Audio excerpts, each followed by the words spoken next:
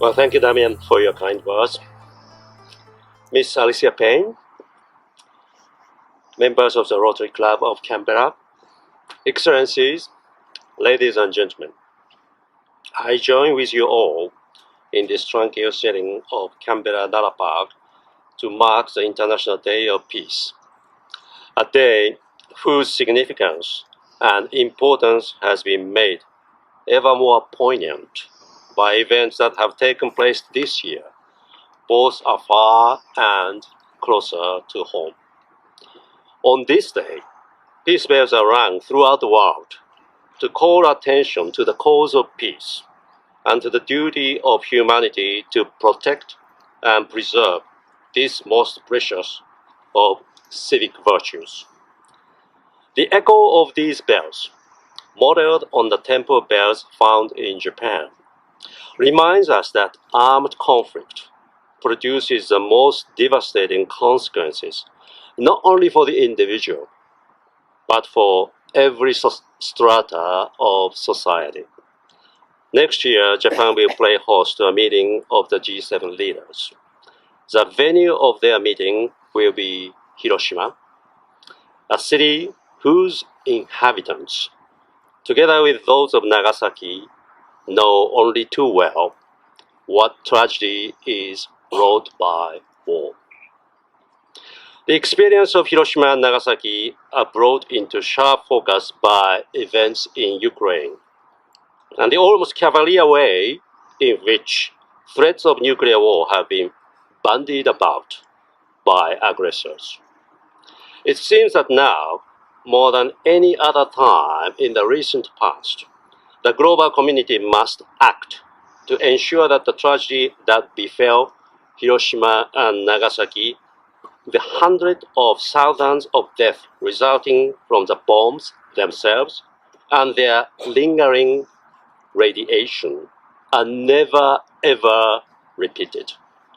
We have just heard Secretary General Guterres' address emphasizing the importance of persisting in our ongoing fight against racism.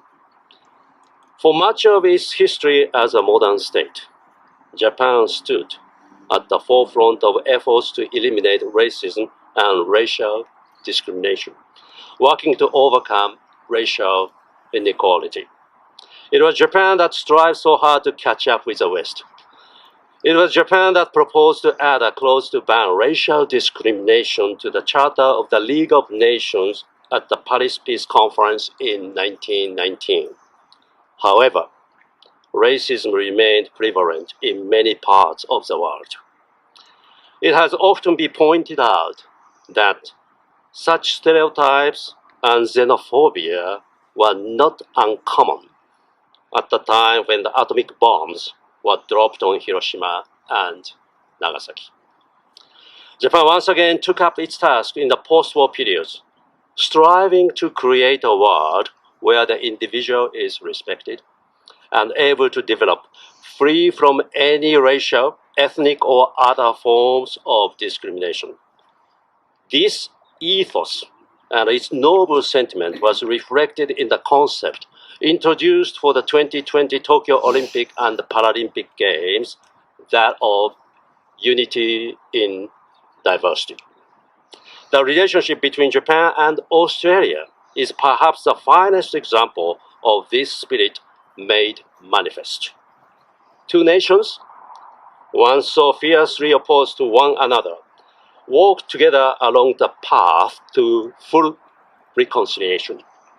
In doing so, we grew ever closer, realizing that in our shared values and interests, we have an even brighter future ahead of us.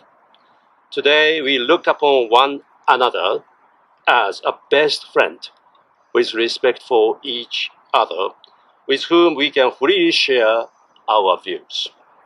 Japan and Australia have shown the way to other states haunted by the specter of division and conflict, or entangled by past history.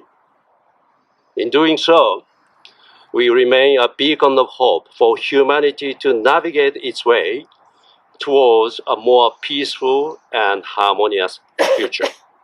Thank you very much.